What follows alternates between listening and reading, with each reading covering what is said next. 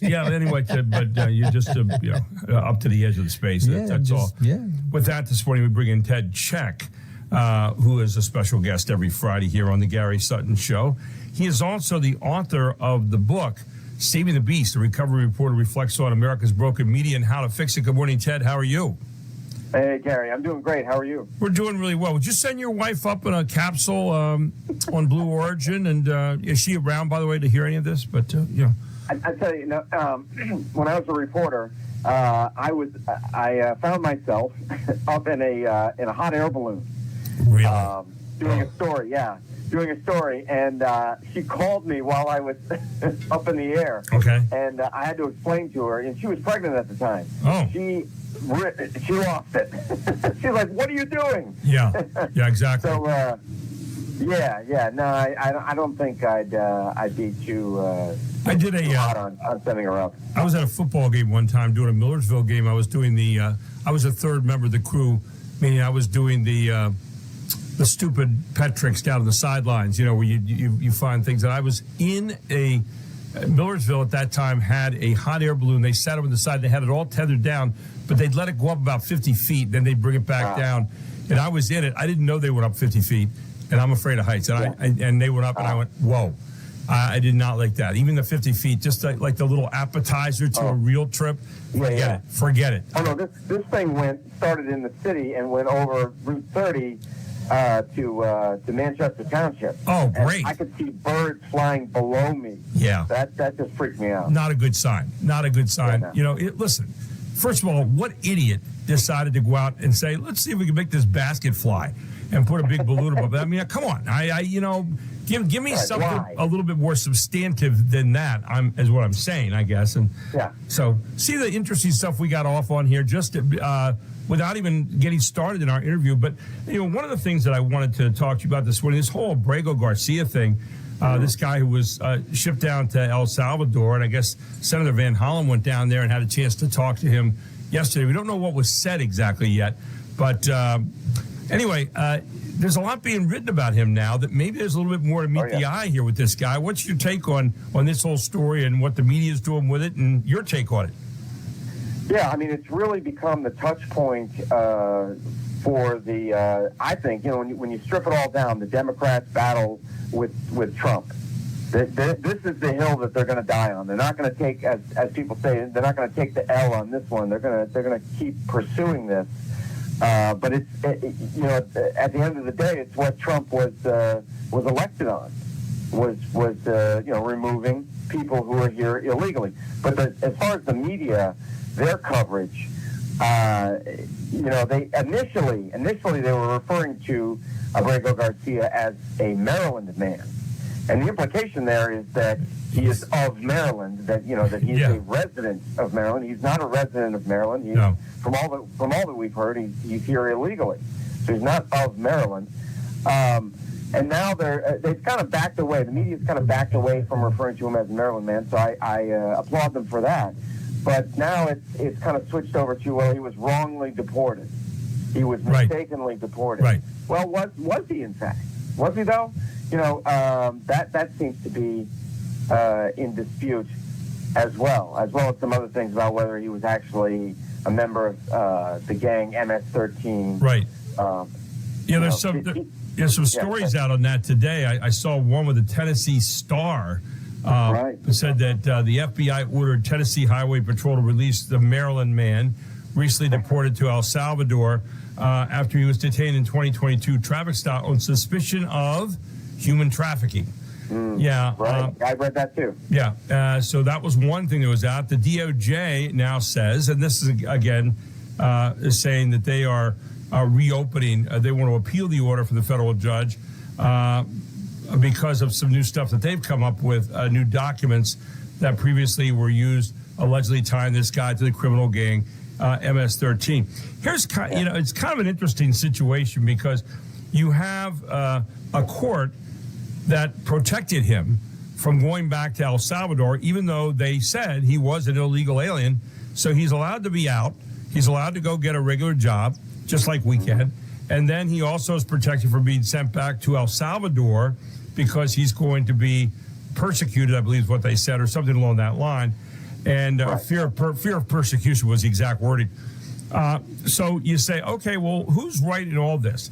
Well, one of the things that I posited the other day is the idea, okay, let's bring this guy back, and then let's hold him to account for being an illegal alien. Let's the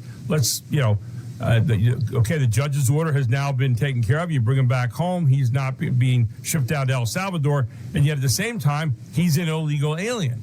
Could you then send him out under some other auspices? Could you check out further whether he's a member of MS-13?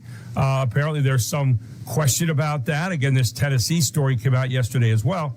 So now you come back and you do it the right way based on respecting the order of law. What's your thought about that? Well, yeah, there's some argument that, as to whether he should receive due process. I mean, if he's not a citizen, then is he eligible for due process or not?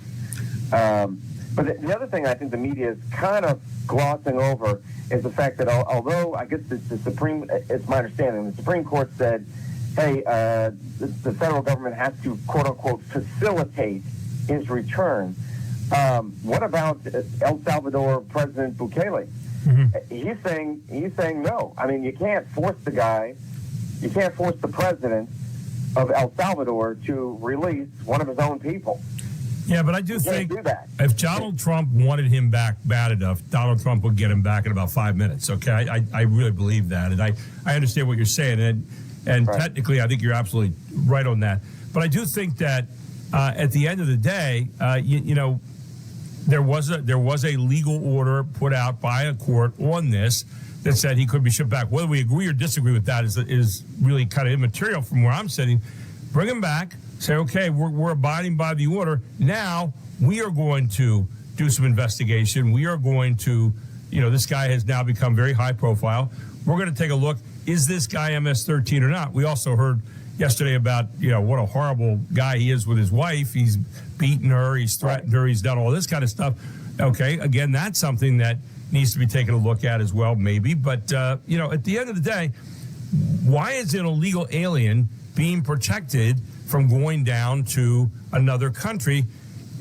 You're saying, well, okay, he's being protected, he's going to get persecuted, but there's a lot of people that would fall underneath that who are not MS-13, suspected of being an MS-13. Again, I have to say suspected because it's not been proven, as far as I know at this particular point, even though there have been some agencies that said, yeah, this guy was with him, but that's a whole other story. But again, if we bring him back home, then we can deal with him on that level. Everybody's happy, and there you go. So I don't know. It's really been an amazing case. But, I was Rachel Marin was killed in Maryland. And I don't know how much time Senator Holland spent on going after the illegal alien that was eventually found guilty of her death about a week and a half ago. There's something wrong when a senator is going after him, trying to bring this guy back like he's somehow a citizen of his state. I don't know. But, it's a fascinating case. Your thoughts? Yeah, I watched that news conference where Rachel's mother was there with Caroline Leavitt of the White House. The media had no questions for her. Right. That I found interesting. That they had not one question for her. They didn't really report too much on that portion of the news conference, and at least one at least one network tuned away, or started talking about something else when she took the podium. So that doesn't look too good as far as the media is concerned. It's going to be very interesting. I immediately thought of when this case started gaining traction of Elian Gonzalez. Do you remember 20 plus years ago, a little boy from Cuba? They were refugees. His mother died before they reached U.S.